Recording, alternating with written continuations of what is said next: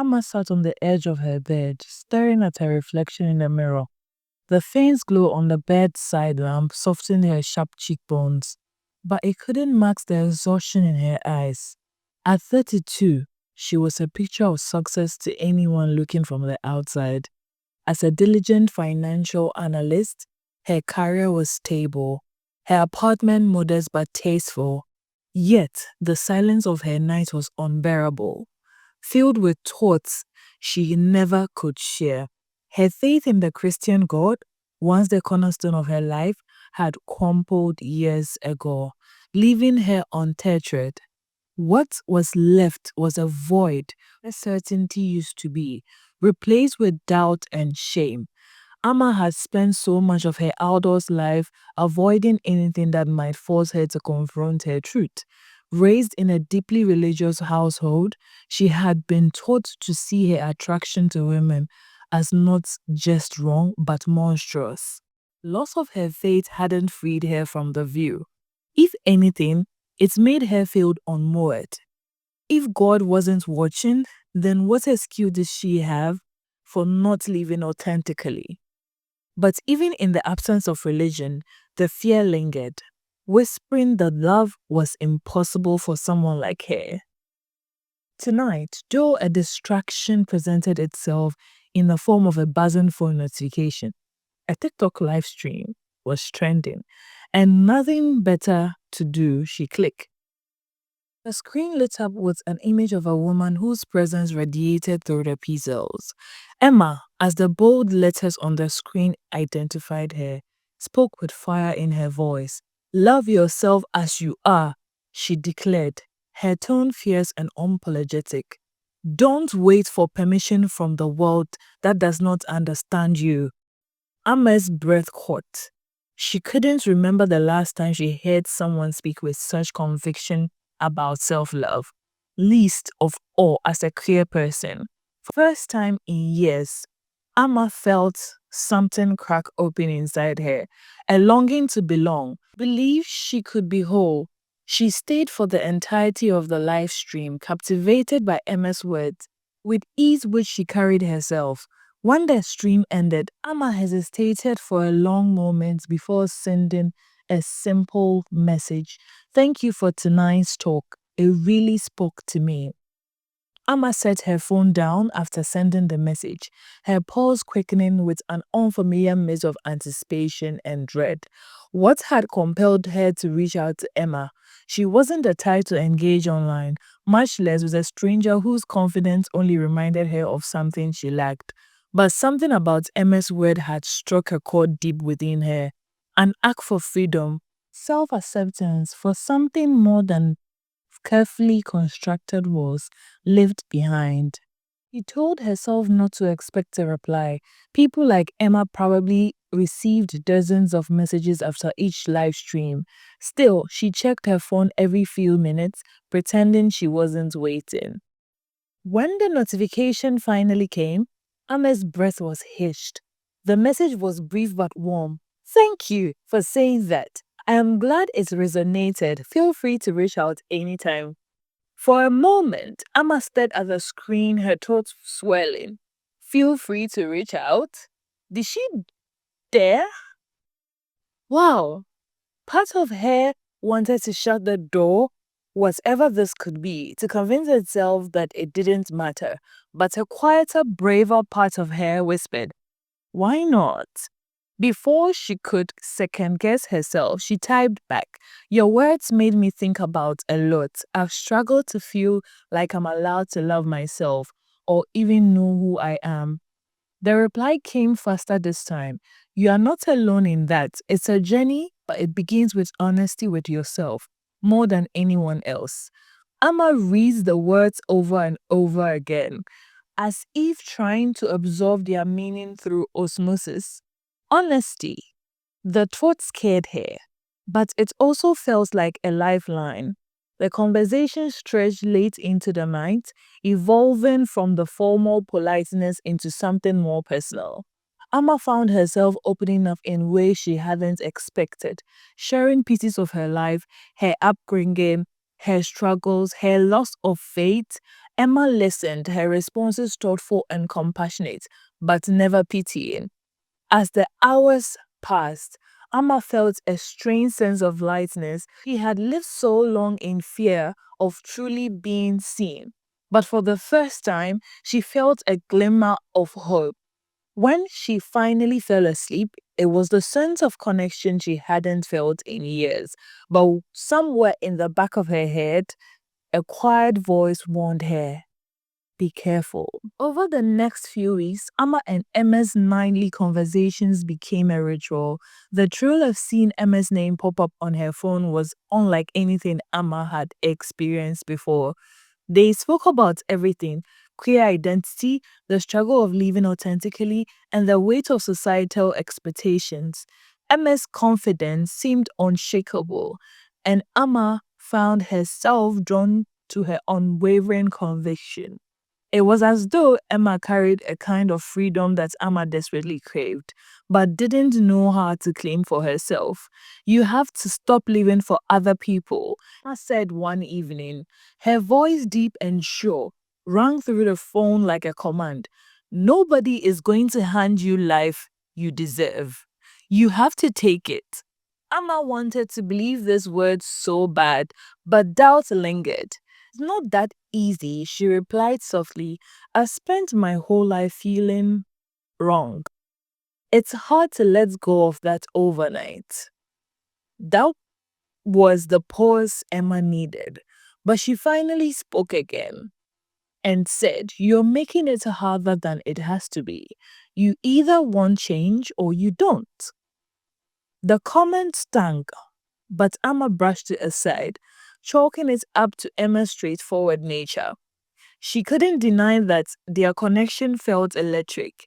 Late night texts turned into video calls, and the easy intimacy of their conversation made Emma feel like she finally stepping into a world where she could be herself. Yet, there were moments when Emma's response unsettled her. A sharp remark here, an offhanded dismissal there. Emma told herself she was overthinking it. After all, wasn't this what honesty looked like? One evening, Emma sent Amma a message that left her breathless. I wish I could see you. You're beautiful, even through a screen. Amma reread the words, her heart racing. No one had ever said something like that to her before. The intensity of her emotion scared her, but she pushed the fear aside. For once, someone saw her and wanted her. She clung to that feeling even as the quiet voice in the back of her mind whispered again, be careful. Amma sat alone in her dimly lit living room, scrolling through her phone. The past weeks with Emma had felt like a whirlwind, exhilarating yet disorienting. For the first time in years, she felt a spark of hope, but it came with a strange sense of unease. Emma's directness was something Amma admired, yet it often left her second guessing herself. Her family's voices still echoed in her mind, warning her about being led astray, about the dangers of following a path outside what God has planned. She hadn't set foot in her childhood church for nearly 5 years. Losing her faith had been a slow unraveling, marked by countless nights of questioning, a final painful realization that God she had been taught to worship didn't seem to have room for someone like her. Yet, despite her departure from religion, it had been almost a month since Amma and Emma began talking. Each conversation felt like peeling back another layer of her soul. Amma felt more seen, more understood than she had in years. The weight of her secrets seemed to lift, if only a little in Emma's presence. Yet, with that feeling of relief came an undercurrent of unease. As much as Emma felt herself growing closer to Emma, something felt off. There were times when Emma's affection seemed more like a distraction than genuine connection. At first, Emma chalked it up to Emma's personality, bold, intense, and unpredictable, but now it was harder to ignore. One evening, after a particularly long conversation about relationship and complexities, Emma suggested something that sent a jolt through Emma's body. Why don't we meet? I'd love to see you in person. Emma's heart skipped a beat. The idea of meeting Amma had crossed her mind, but it had pushed her away, telling her it was impossible, that it was too soon. But now, hearing Emma's invitation felt like an opening chance. See if the connection they had online could translate into something real. Amma hesitated, but only for a moment. She agreed. They set a date to meet at a cafe in the city. The day leading up to this feels like eternity. Amma spent hours choosing the right outfit, making sure everything was perfect. She wanted to look confident, but she couldn't help the rush of nerves that crept up every time she thought about it. Meeting Emma in person meant confronting everything she had built up in her mind. This fantasy of a connection that was slowly beginning to feel too real. Emma's excitement about meeting Emma in person turned into frustration. The day arrived, Emma didn't show up. She had arrived early, dressed in a blouse she had carefully chosen to feel confident. The smile that was only half a mask for the nervous energy that bubbled within her. The cafe was quiet as the minutes ticked, but with each passing moment, Emma's hope began to fray. She checked her phone every few minutes, looking for a message that never came. There was no call, no explanation, just silence. By the time an hour had passed, Emma's irritation had grown into full-blown anger. How could Emma have done this? Was this some sort of game to her? Was Emma just another notch of her belt? She had let herself hope too much, let herself believe that much. Maybe, just maybe, she could have had something real. But now it seemed foolish. Emma stood up abruptly, gathering her things, and left the cafe. She wasn't sure whether she was more angry at Emma or at herself for trusting someone she barely knew. The night Emma deleted Emma's number, she refused to check on her phone again. She didn't need to. Whatever this has been is over now. The following day, Emma's phone buzzed unexpectedly. She froze when she saw the notification, a text message from Emma. I'm so sorry, Emma. Something came up. I couldn't make it. I understand you're upset. Emma's fingers hovered over the screen, torn between rage and curiosity. I waited for an hour, Emma. You could have at least called. The message that followed was far more personal than Emma expected. I owe you more than an apology. Let me make it right. I've sent something your way, something that will explain how truly sorry I am. Emma didn't reply immediately. She didn't want to care. She didn't want to give in whatever Emma's game was. But curiosity growled at her. However, hours later, a delivery arrived at her apartment. A painting, vibrant and striking. Emma's jaw dropped when she saw it. It's a mural of a woman standing strong in the face of a storm, holding her head high. It was bold, unapologetic, and beautiful. She knew exactly who had painted it. The muralist, a quiet artist called Kofi, had been someone Emma had met at a local gallery opening earlier. He had mentioned doing commissions, but she never expected to see one of his pieces like this. Attached to the back of the canvas was a note. I'm so sorry for standing you up. I thought I could keep my distance, but the truth is, I want you. I want to see you. I hope the piece can help you express the words that I can't. Stood in front of the mural for what felt like an eternity. The artist had captured something in the colors, in the posture of the figure, that felt it spoke directly to her about strength, about standing tall. When life felt like it was trying to bring you down, it wasn't just a piece of art, it was an apology, an invitation to forgive, and a reminder of what it's meant to be.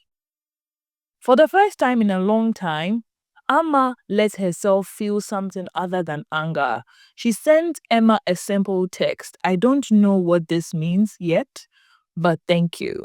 After receiving the mural, Amma felt a complex swell of emotions, gratitude, confusion, and an undercurrent of something she couldn't name.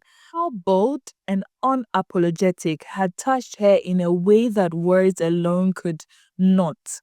As if Emma had known exactly what Amma needed to see at that moment, that even in her rawest, most vulnerable state, she was still deserving of respect and acknowledgement. Despite the apology, Amma couldn't easily erase the sting of being stood up. The anger still simmered beneath the surface. The mural had softened the edges of her bitterness. She felt something shift inside her as she stood before the artwork. Emma's gesture, while imperfect, had conveyed a sincerity that Emma couldn't ignore. There was vulnerability in it. Emma had exposed her own flaws by acknowledging her mistakes in such a personal way. That evening, Emma found herself reflecting on the growing complexities of her relationship with Emma. She knew that being close to someone like Emma would never be easy. It was a whirlwind of passion, contradiction. But that was not what Emma was drawn to in the first place. Yet, even now, Emma wasn't sure if she could fully trust her. All she had spent years building up weren't so easily torn down, and the fear of being hurt again loomed large. Emma's phone buzzed again the following day. It was another message from Emma. I hope you're not too mad at me. I know I messed up, but I really want to make things right. I'm ready to talk if you are. Words were a mixture of easiness and uncertainty. For the first moment, Amma considered ignoring them. She didn't want to be swept back into chaos of Emma's world. The constant emotional tug of war, the highs followed by inevitable lows. But despite her best efforts, she couldn't stop herself from replying. I'm not mad, I just need to know you're really serious about this. I'm not looking for a temporary thing. Emma's reply was swift. I'm serious, Emma. I want to be better. I want us to be better, but I can't promise it will be perfect. I just want the chance to try.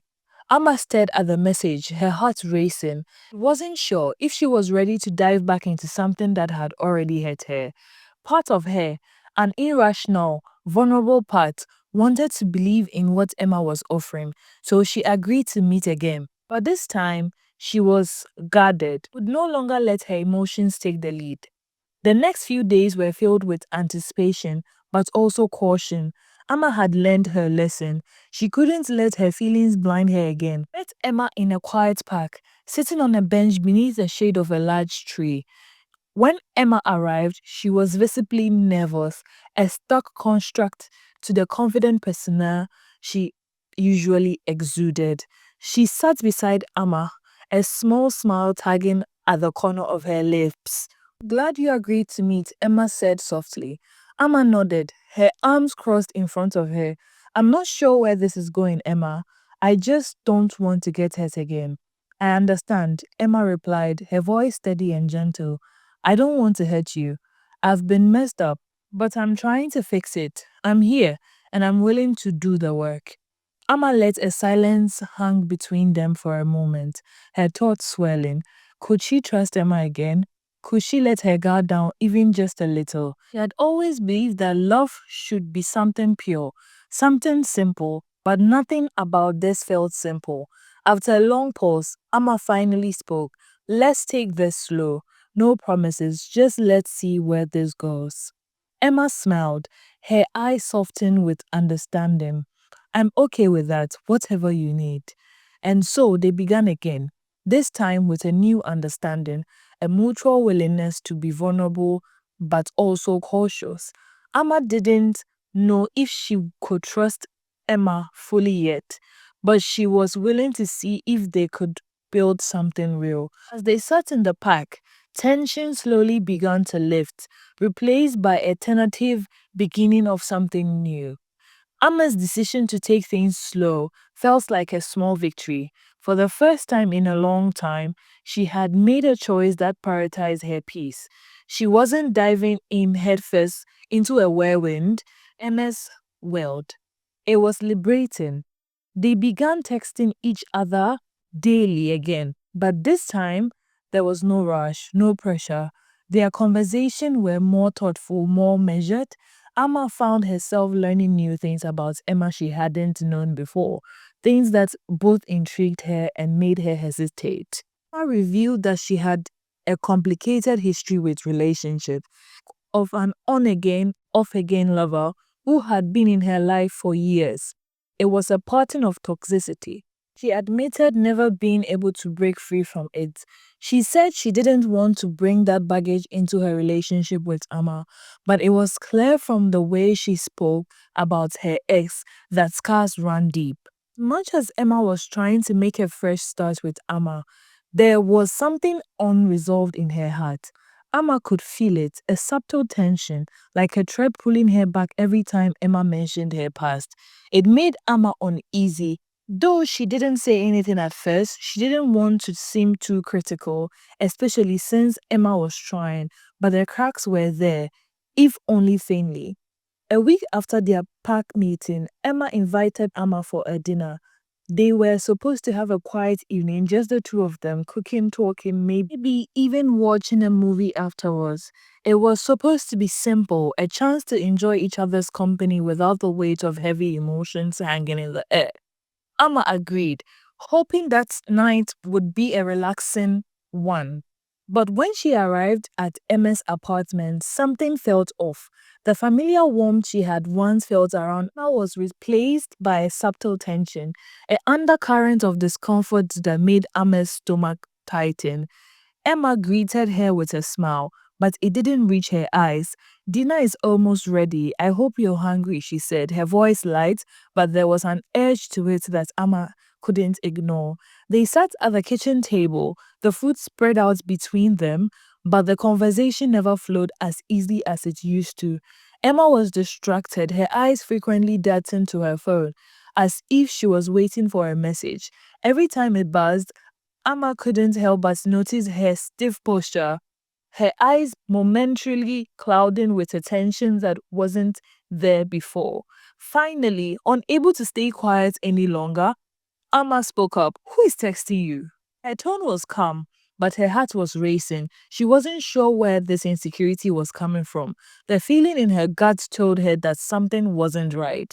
Emma hesitated, her fingers hovering over her phone before she put it down and looked at Amma. It's no one important, it's just an old friend, someone I've been talking to. Amma's heart dropped. The words hung in the air.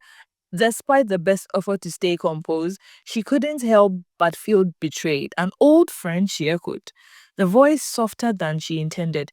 Someone you're talking to. Even after we've been talking? Emma's face tightened. She glanced down at her lap, her hands clasped together. Amma, please don't jump to conclusion. It's nothing like that. It's complicated. Okay? I've told you about them before. Emma nodded, but inside she felt a deep ache. She remembered Emma mentioning someone from her past during their earlier conversations, but the way she spoke about them had been vague, almost as though she hadn't wanted to give any real details. The tension in the room grew thicker, the silence between them now heavy with unsaid words. I don't know if I can do this anymore, Emma whispered, more to herself than to Emma, but Emma heard her. Please, Emma pleaded, her voice raw. I'm not trying to hurt you. I really am not. It's just, I don't know how to cut ties with this person completely. It's been messy. But I promise you, I'm here with you now. Amma's chest felt tight, wave of confusion washing over her. She wanted to believe Emma. Truly, she did.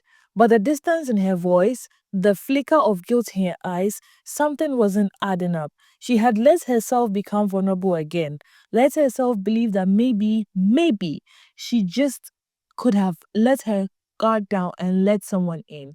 But now, with each passing moment, the walls she had so carefully built around herself began to rise again, brick by brick. Anna reached out, gently touching Amma's hand across the table. Please don't pull away from me. I'm trying. I really am. But Amma was already retreating, her emotions a swelling storm of doubt, hurt, and fear. Pulled her hand back slowly, her mind racing. She wasn't sure if she could trust Emma anymore. The cracks were no longer faint, they were wide open, and Emma could see the reality she had been too afraid to face. I think we need some time apart, Emma said, her voice barely above a whisper. I need space to think about this. Emma's face fell, but she didn't argue. I understand. I don't want to lose you, Emma. If you need time, I'll give it to you. Amma stood up, the weight of her decision heavy on her shoulders. She didn't know what the future held, but she knew she couldn't continue on this part anymore. Unsure of where Emma's heart truly lay, she left the apartment with a heavy heart, the door closing behind her with a finality she wasn't ready for. Emma spent the next few days in a fog of confusion. After leaving Emma's apartment, she hadn't spoken to her. The part of her was relieved by the silence. There was a strange peace in between them, but it wasn't the kind of peace she had hoped for. Instead, it was an absence, a void that left her questioning everything. She didn't feel angry anymore. Instead, she felt betrayed. She had opened up, allowed herself feel vulnerable, and in return, she had been confronted with a truth she wasn't prepared to handle. This emotional damage wasn't something Amma could easily ignore, no matter how much she wanted to. She had always known the relationship was complicated, but this felt like too much. Her phone buzzed again. Amma instantly reached for it, expecting to see Emma's name. But it wasn't Emma. It was a text from Zina. Hey, I hope you're okay. I was thinking about you today. Amma stared at the message, a warm but bittersweet smile tugging at the corner of her lips. Zina had always been a source of light, someone who seemed to exist in Amma's world like a quiet, unspoken support. They had met during a workshop of an African literature several months ago. Their friendship had grown steadily. Naturally, Zina's easygoing nature and intellectual curiosity been refreshing in a way that Amma hadn't experienced in a long time. The bond between them had deepened over time.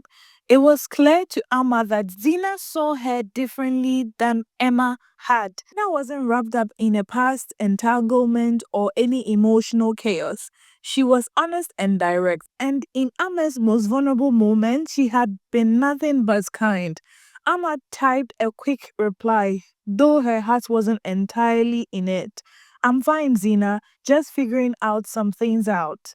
A few moments later, Zina's response came. If you need to talk, I'm here. I'm actually free tonight. If you want to grab dinner and catch up, I promise I will keep things light. Amma felt a tightness in her chest as she read the message. Could she really say Zina, knowing how much she had pulled away from her own feelings?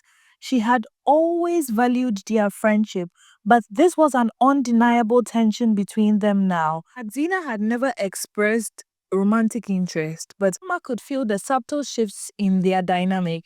The way Zina lingered a little longer during conversations, the way her gaze softened when they spoke of their futures, Emma had been too afraid to confront it. Acknowledge what her heart began to feel. After a long pause, Emma replied, I'll like that. Dinner sounds good. That evening, as Amma met Zina in a small cafe they frequented, she couldn't shake the sense of vulnerability that seemed to hover in the air between them. Zina greeted her with a warm smile, but there was something different in the way she looked at Amma, something that hinted a deeper understanding. Zina wasn't blind to the emotional turmoil that Amma had been going through. She had seen it in the way Amma carried herself lately, distant, guarded, and lost in thought. They ordered their food, talking about everything and nothing. But as the night wore on, Zina's usual humor faded, replaced by a softer, more contemplative tone. Amma, what's really going on with you? Zina asked, her voice gentle but firm. Amma swallowed hard, question catching her off guard. She had been trying so hard to keep her feelings buried, to focus on other things, but Zina wasn't going to let her hide. I I don't know, Amma replied, her voice thick with emotions. I thought I was ready for something real with someone. I thought I could trust them, but I don't know anymore. Zina reached across the table, her hand brushing Ama's gently. You don't have to figure out everything tonight, you know. I'm here for you, whatever you need. You don't have to do this alone. Amma felt a lump from her throat form, but for a brief moment she allowed herself to soften. Zina had always been a steady presence in her life, but there was something in the way she spoke now, something that made Amma realize how much she had come to rely on her. I just. Amma paused, searching for the right word. I feel like I'm always chasing something that's impossible. I'm scared, Zina. Scared of being hurt again. Scared of being vulnerable. Zina nodded, her eyes filled with understanding. You don't have to rush into anything. You can take all the time you need, Amma. But don't shut yourself off completely, okay? You're worthy of love, and it doesn't have to come with so much pain. The words hit Amma like a wave. She hadn't realized how much she needed to hear them until that very moment. She had been so consumed by her fear of repeating past mistakes, of losing herself in a toxic relationship, that she had forgotten that love, true love, didn't have to feel like a burden. It could come light and it could be gentle. For the first time in a long time, Amma allowed herself to breathe. Maybe Zina was right. Maybe she didn't have to carry the weight of her fears alone. Maybe she could lean into this just a little. Amma sat in silence, staring at her phone screen, unable to shake the message from Zina. The words, I'm here whenever you are ready to talk, lingered in her mind like a gentle invitation, but her fear held her back. She had spent so much of her life suppressing her feelings, terrified of being hurt, and the idea of letting herself feel anything more than friendship for Zina seemed impossible. What if she was too broken to deserve love? What if she hurt Zina in the end? That night, after hours of wrestling with her thoughts, Amma finally opened up. She sent a message to Zina, trembling as she typed, I'm scared, Zina. I want to let myself feel this, but I don't know how. I'm afraid I'll ruin everything, or I'm just not enough. The message felt like weight lifting, even as the fear threatened to swallow her. But when Zina responded, calm and understanding, it was a balm to her soul. You don't have to have it all figured out, Amma. We'll go at your pace. I'm not going anywhere. For the first time in a long while, Amma felt a glimmer of hope. Amma couldn't sleep that night. Zina's words echoed in her mind. A warmth spread through her chest. It wasn't that she felt suddenly fearless, but she realized that maybe love wasn't meant to be perfect. It was meant to be real. Her phone buzzed again early in the morning, this time with a message from Zina. How about we take a walk today? I'll bring coffee. Amma smiled, thought of Zina's presence suiting her like a soft breeze. She knew she couldn't avoid confronting this growing connection any longer. As they walked through the park later that day, Amma felt the familiar note of anxiety in her stomach, but it wasn't as tight as before. Zina's easygoing nature was like a safety net, and Amma found herself opening up more than she expected. I've never really let anyone in. Not like this, Amma admitted, looking down at her feet. Zina paused and looked at her with a gentle smile. I'm not going anywhere, Amma. Take all the time you need. Amma realized in that moment that she could be different. Maybe, just maybe, she could learn to trust again. Despite the lightness she felt when she was with Zina, Amma's mind couldn't stop spiraling. Her internalized homophobia had been a constant companion, a voice in her head telling her that she was somehow wrong or unworthy of love. As the day passed, began to question if she was even capable of a healthy relationship. She still was haunted by the echoes of her upbringing, Chet's condemnation still clinging to her psyche like a second skin. Fear grew louder when Zina suggested they spend the weekend together. Amma panicked, feeling like she was rushing into something. What if I mess up the sign? What if I can't live to her expectation? Amma confided in a text to her therapist, who had been helping her work through her trauma. You are not defined by your past mistakes, Amma. The therapist wrote back, you deserve to be loved and to love, just as you are. Trust the process and trust yourself. Amma stared at the screen, feeling a flicker of something she hadn't felt in years: hope. Weekend arrived, and Amma found herself standing in front of Zina's apartment, her heart pounding in her chest. She had spent the morning worrying, overthinking every possible outcome of their time together.